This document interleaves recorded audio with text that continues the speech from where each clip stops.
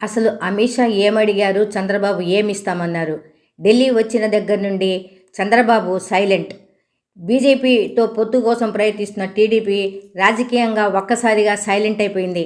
చంద్రబాబు 3 రోజుల క్రితం ఢిల్లీ వెళ్లి అమిత్ షాతో పొత్తుల విషయమై చర్చలు జరిపిన విషయం తెలిసిందే.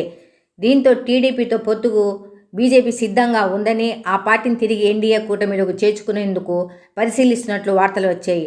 అంతేకాదు బీజేపీకి కేటాయించే సీట్ల వ్యవహారం కూడా రాజకీయ వర్గాల్లో చర్చకు వచ్చింది. అయితే అనూహ్యంగా చర్చల వ్యవహారం సహా పొత్తుల విషయం కూడా సైలెంట్ అయిపోయింది. పొత్తుల వ్యవహారం ఏమైందని టీడీపీ వర్గాల్లో కూడా చర్చ నడుస్తుంది.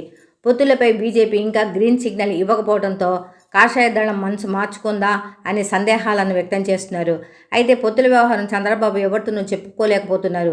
ఎందుకంటే ఢిల్లీ నుంచి వచ్చిన తర్వాత పార్టీ కార్యవర్గ సమావేశాన్ని ఏర్పాటు చేయలేదు. సీనియర్ నేతలతో బీజేపీతో జరిగిన సమావేశం గురించి చర్చించలేదు.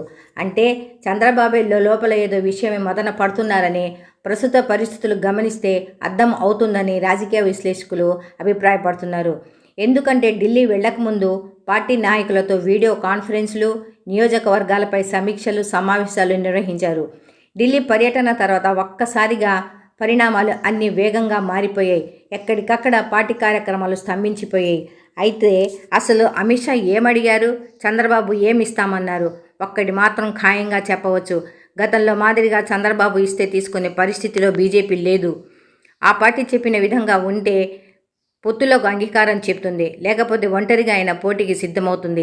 ఇంతకీ ఏమడిగింది అనేది రాజకీయ విశ్లేషకులకు సైతం అర్థం కావటం లేదు. పవర్ షేరింగ్ అడిగారా, లేక పవన్ కళ్యాణ్ను సీఎం చేయమని కోరారా, ఏమిటనేది అర్థం కావటం లేదు. ఏదేమైనా పొత్తుల వ్యవహారం టీడీపీలో ఆసక్తిగా మారింది.